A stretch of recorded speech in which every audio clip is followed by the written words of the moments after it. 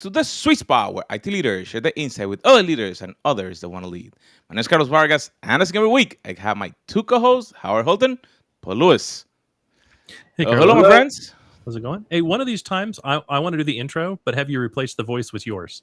So it's just my mouth moving, but it's still your intro. You know Nice. that I have now my virtual clone voice. Yes.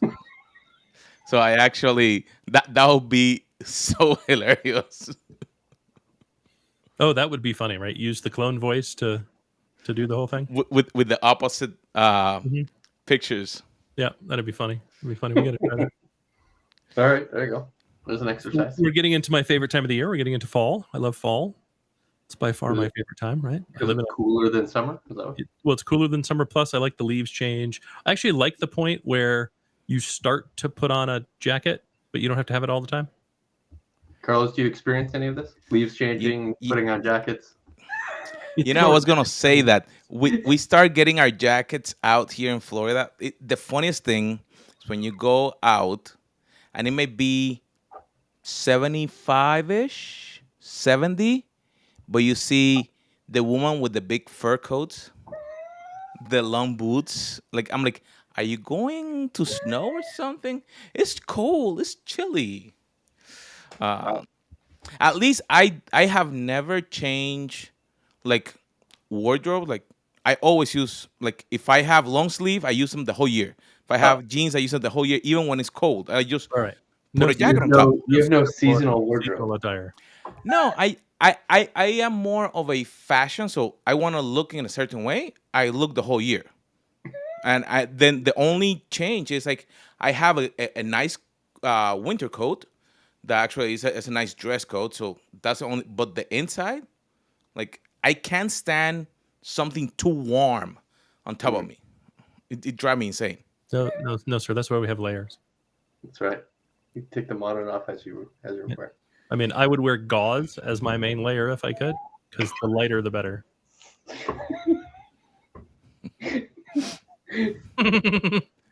Only the important parts. I mean, yeah. I mean, what do I need to cover the rest of it for? If I don't step outside, it's not blinding to anybody. I went and met one of my new teams this week in another office. And I met people that I've only met virtually and didn't realize that most of the time they wear shorts and flip-flops. Sure. So that was, their business up top and party down below. I mean, I think that's thoroughly acceptable. I think it's acceptable at home. I'm less sure that translates to meeting them in the office. I don't know. I don't care. I mean, yeah, it depends. It depends on what. Like, I've worked in some industries where I don't really care if you wear flip flops and t-shirts and shorts. I don't really care. I've worked in other industries where it's like, no, don't like closed-toed shoes and long pants and something with buttons. You know, and Something with buttons. The pants should have buttons in a zipper. well, the shirt should have buttons. Was my point. Yes, no elastic pants. No elastic pants. And quick release buttons are not buttons, so there's none of that snap it off. I'm not You know, a it's huge. interesting- Yeah, go ahead. It's interesting because depending on the office that you go, I one time was downtown in Miami, and the people working in the office, it was like a fashion show. Hmm. Even during the day, like literally like a fashion show. It was interesting. Yeah, Because they didn't have to dress up at home, so they might as well dress up to come to the office. I don't know. I mean, there's some people that legitimately that was kind of their social outlet, and yeah, I mean, if you're into fashion, being able to dress up for work was kind of nice, and you could enjoy that. It didn't ever apply to me, not remotely, because I'm not a fashionable. I worked at one place where everybody was kind of fashionable.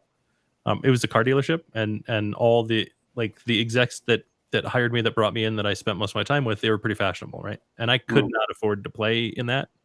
And I had gotten a promotion, and so they're like, well, like, you should start dressing like us. And I did it for like 2 weeks. And they're like, the other option is you could just wear the clothes that everybody else wears. And I was like, oh, wait, the uniform? Yeah, I'll do the uniform. Yeah, that's way. Because it was literally pants and a shirt, and you would drop them off every week, and they would clean them, and then you'd have, your fresh spares on Monday, and it was great. I'm Right. like, you mean I don't have to think about this shit anymore? I don't have to, like, I never have to hear from you guys. My socks don't match my belt, kind of crap. This is amazing. Yeah, I'm 100% into that. Wow, I haven't heard that in a long time, and I remember that the shirt, the tie on the belt, sorry, the tie, shoes, Well, it was does- it, and something like that. It's all of it is stupid. All of it is stupid, right? I'm much more like Paul. This is the uniform you wear when you're on stage, and it's the same uniform because it doesn't actually matter that it's the same thing, because very few times you're going to be seen in two corresponding days where you're in the same thing, right? Like there's plenty of time to get that dry cleaned. But it doesn't work with when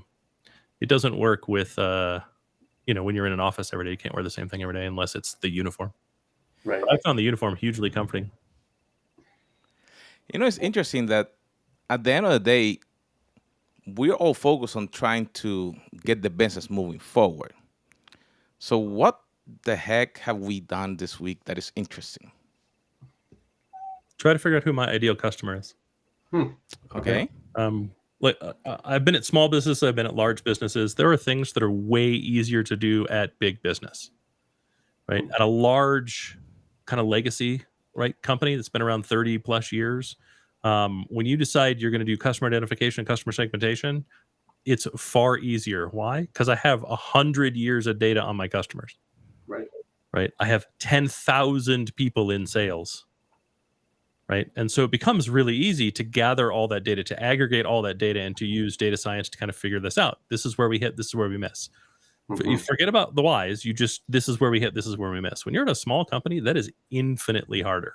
Right. When your total customer base is, 200. Right. That is infinitely harder. Why do we hit and why do we miss? Well, we can take some educated guesses based on experiential knowledge, but we really don't have the data, and the corpus of data is neither wide nor deep enough to be authoritative, right? Plus, you've probably made 25 changes. So is the reason that you failed because of the salesperson, because you changed the people doing the work, because you changed the format, because you changed the logo, because you changed any number of things? Could be, right? But you don't have enough hits to really know. And so now, when you say customer, do you mean individual or do you mean company? And does that make a difference? It makes no difference for me from where I sit now, because it's still, I mean, we have thousands of individuals, fine, right. but it's still, when I'm looking at it, it still comes down to a small number compared to, the last organization I was at had millions of customers. Sure. Right, 150 million end users, kind of thing. Right. You know what I mean? Like that's a scale where you can actually do that math, and you can do it relatively easily. Right. But when you're at a small company and you're trying to build that, you're trying to go through that growth phase and that kind of the phase of getting stuff done, moving into the phase of professionalism.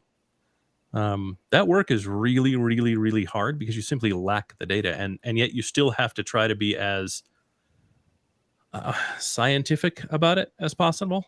Right. You still have to kind of be like, why are you doing it? What is the reason? What is your hypothesis? How do you test the hypothesis? What does good look like? How do we prove the hypothesis? How long are we willing to try to prove that hypothesis? Right. How do we fail fast, kind of stuff? Right. All the things that you learn, but it's very hard in a small company when you're doing that. Is the focus because of that more on customer segment or customer industry or individual customer? By that, I mean, no, it's right now it's really like what. So if I break my customers down, I segment my customers, right? And we'll look at it as companies, right? The B2B sales, right? And I break it down and I go, okay, what other businesses are we best at selling at, right? And they fit in 7 categories, right? Well, I have 4 salespeople, so I can't hit 7 categories effectively, right? There's if I say there's 8,000 potential customers, right? Companies that we could potentially market to that have budget, that check all the other boxes. I can't touch 8,000. It's impossible, right? And then I have to start looking at, okay, well, if I can't really touch 8,000, where am I most effective, and where do I want to be most effective? Those aren't necessarily the same things, right? So you need to kind of think about not just when I get up to bat, who do I hit against, right? But if there's people I don't hit against and I really want to hit against them, why do I want to hit against them? Should I want to hit against them? Right. And answering that question long before, how do I hit against them? Just is that even the right thing? Mm-hmm. Right. We're a small analyst firm, and there are companies that just don't talk to us. There's a lot of competition in this space, and there's companies that just don't talk to us. And of course, those companies tend to be large. So our head of sales is like, oh, we need to get into those companies. But do we really? Do you evaluate yourself as an ecosystem? The reason why I ask the question is when we look at our organization, we say, what's our differentiator in some way, right? We're an MSP. We have X amount of skills and Y amount of opportunities. We are one of 100 people, but where do we play in the picture of MSPs, right? 100%. We're green here, we're yellow here, we're red there. Do you do the same thing, or okay? Absolutely right. Who are we? What's our differentiator? Is that the differentiator? Like, do we believe that, or does the market say that? Right. How do we validate that is in fact our differentiator? How do we validate that it's a differentiator, even if we think it's differentiating? Right. How do we validate that it is in fact a differentiator? Do we like that as a differentiator? Mm-hmm. Right. If our customers don't see us that way, then what are we doing to make them see us a different way? Do we like the way they see us? Would we rather they saw us like we saw us? And then how do we make them see us like we see us, or the other way around, right? How do we change if we prefer the way they see us? How do we change it so we see us like they see us? Right. And all of that alignment is really critical, right? There are a couple of kind of large tech vendors that have made the same mistake. Right. They existed long before cloud. Cloud came along and they made this huge internal shift to cloud. Mm-hmm. And all their marketing started featuring cloud, and all their assets started featuring cloud, and all their new products featured cloud, and they kind of let the legacy business stagnate. Mm-hmm. They didn't intend to, right? You can only focus on so many things, and when you're focusing on things, and that kind of green money, brown money, right? Your investment money is your green money, and when you're going to take your investment money and put it, tends to create the chatter, tends to create the rule the conversation.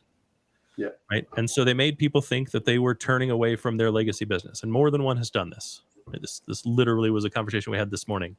And then they go back and they go, why are our numbers suffering? Well, our numbers are suffering because we're not picking up that new business fast enough because of a number of reasons that aren't really important. But we also failed to continue to feed and water the legacy business. So now that business we invested in isn't giving us the returns we had hoped for because we didn't do that correctly. But also, we've kind of sabotaged and killed the legacy business. Right. But it's hard not to jump on the bandwagon sometimes, right? Gen AI bandwagon, that's all we heard at Google Next.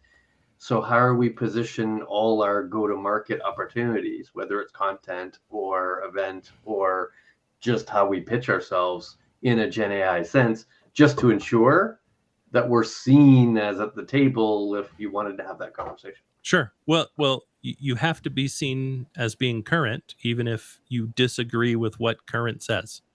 Right. My stepbrother, it's been 20 plus years. So in the late 90s, newspapers were moving online. And of course, LA Times, New York Times, big papers had already moved online, but now all the little ones were moving. And so my brother was the editor for the online version of a newspaper that was relatively small, right? Served kind of a little more than a county. And I asked him, I'm like, dude, your website and the stories you report on are garbage.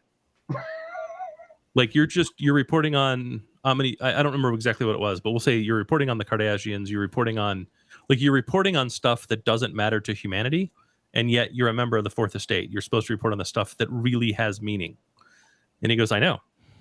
I go, well, don't tell me I know. What the fuck are you doing to fix it? What are you doing about it? Nothing. I'm doing nothing to fix it. Well, why not? Because I can't. Well, why not? Because we're all fighting for eyeballs. And if I don't report the same thing that everyone else is reporting, then I'm seen as not being current. I'm seen, and pretty soon I'm not relevant. Even if being relevant has no meaning to society, no value to society, and is all garbage. If I don't report on it, I'm immediately seen as not relevant. And before long, I'll just be dead. right? My advertisers will leave, my readers will leave, and I'm dead. I'm out of business. The incentive changes in media, and therefore, Yeah, but net result is lack of investigative journalism. Sure, and sure. polarization. But it's the same everywhere, right? I was talking to someone that worked for a major insurance company that had killed their cyber insurance division, the whole division. They killed it. They no longer want to be in that business. And he's like, we were writing $5 billion we had $5 billion in revenue for that, and we just killed it. Why? Because if we wrote $5 billion in liability, we paid $5 billion out.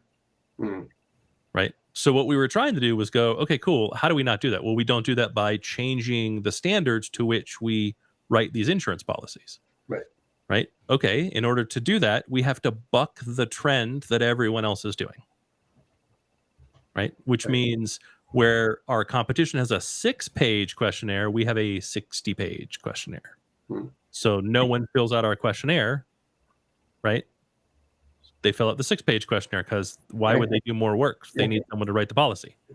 Right. And so we had to make the decision, do we just give up and go, we're just going to write a 6-page questionnaire instead of a 60-page questionnaire so that we're competitive in the market, and at the same time accept that we're just going to pay them out? Or do we just kill the business unit? We just killed the business unit. Right. There's so many places where that same logic applies that it makes it really hard to be revolutionary. Right. My expectation is you do X, Y, and Z. If you just do X and Y and I need Z ever even once, I'm just going to go to someone that does X, Y, and Z. Right. And so you have to talk about Gen AI, even if you're like, yeah, our advice is wait and see. Right. Yeah, because you've got to produce content, analyze content related to Gen AI. I've got to have people-based services to support implementation and experimentation with Gen AI, even if the opportunities are low. Correct. Even if when it's said and done, you talk to 50 customers and 50 customers go, well, actually, when it's all said and done, we're not going to do Gen AI yet.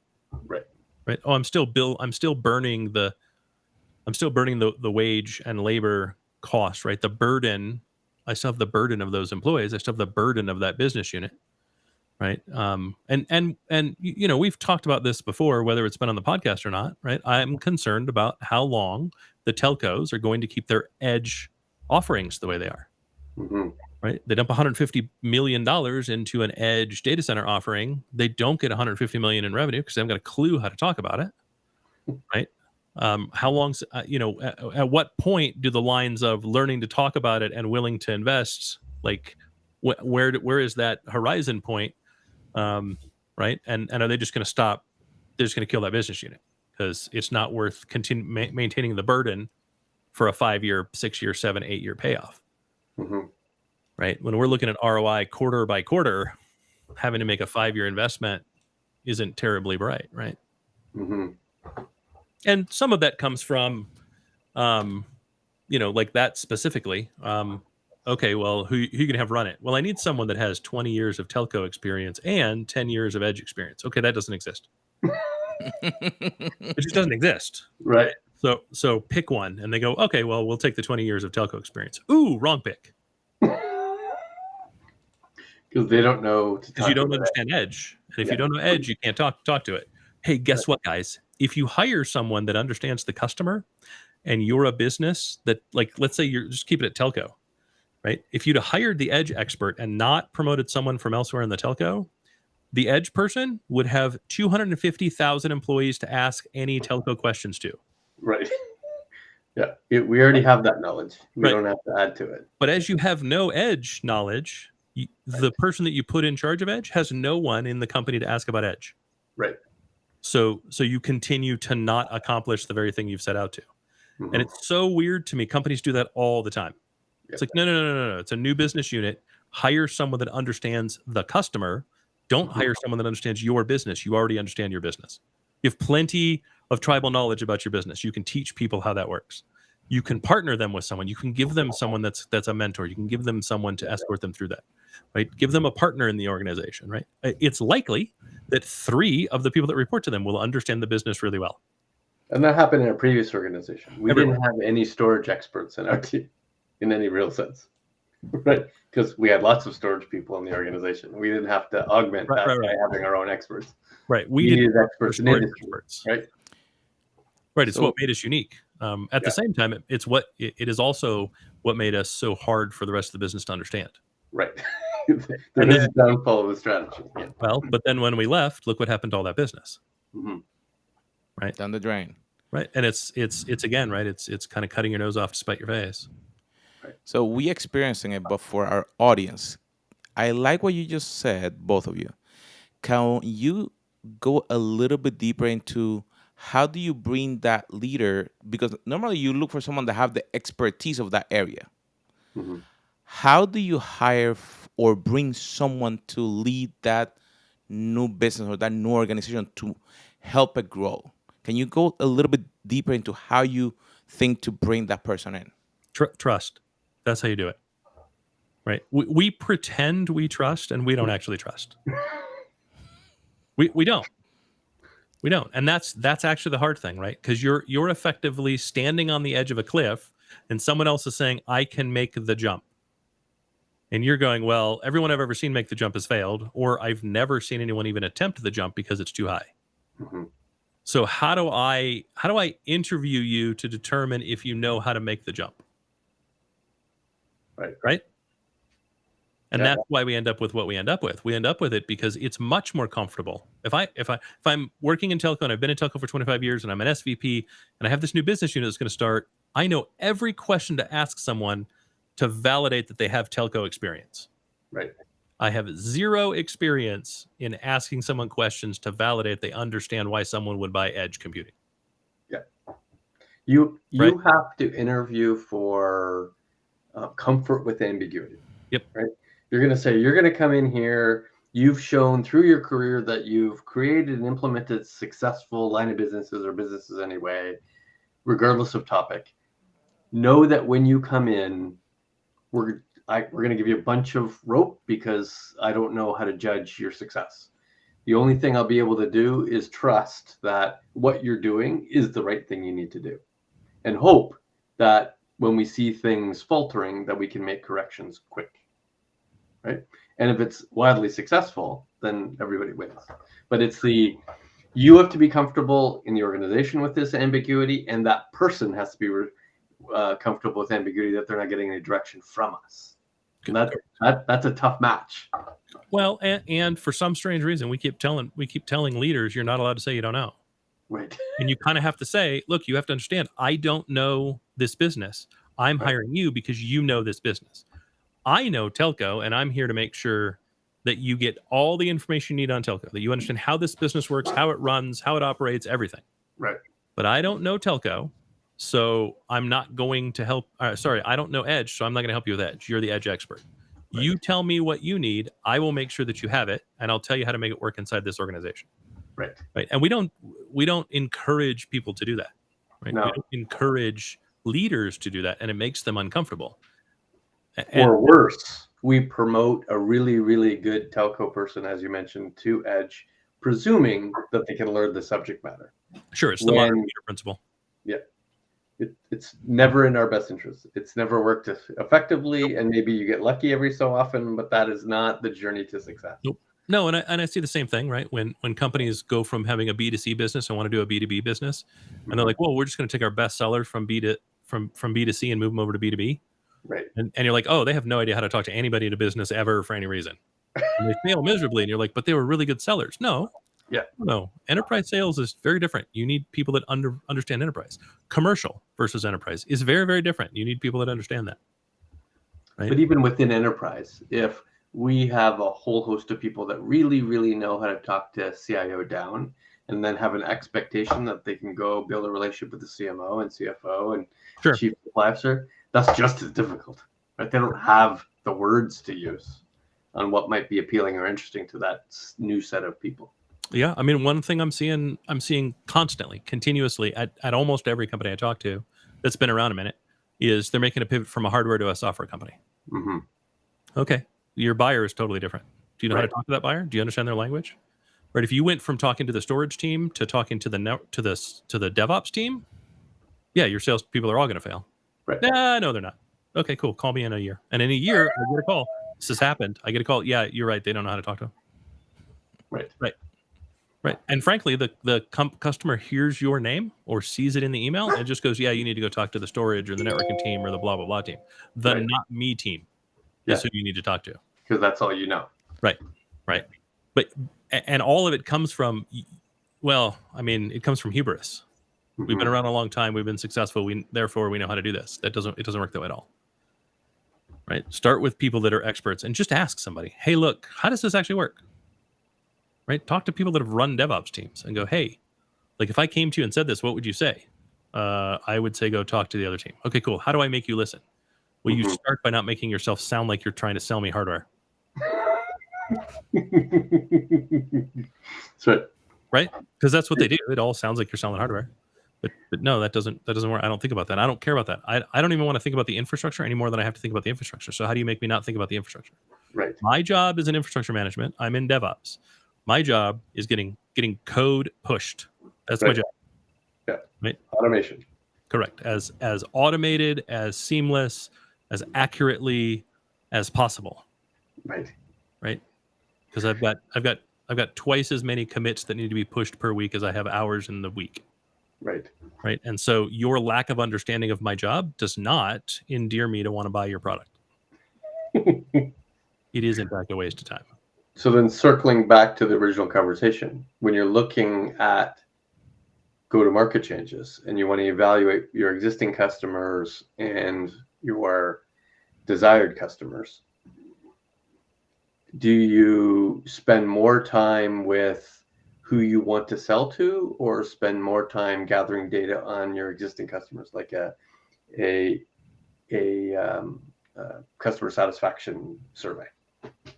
Who I want to spend time with, not who I do spend time with. Okay. Right. Because again, it's really easy to fall into that comfort zone. Right. Like I've said this before, I don't care about the sale wins we get. I care about the losses. Right. Because a win has too much luck in it for me.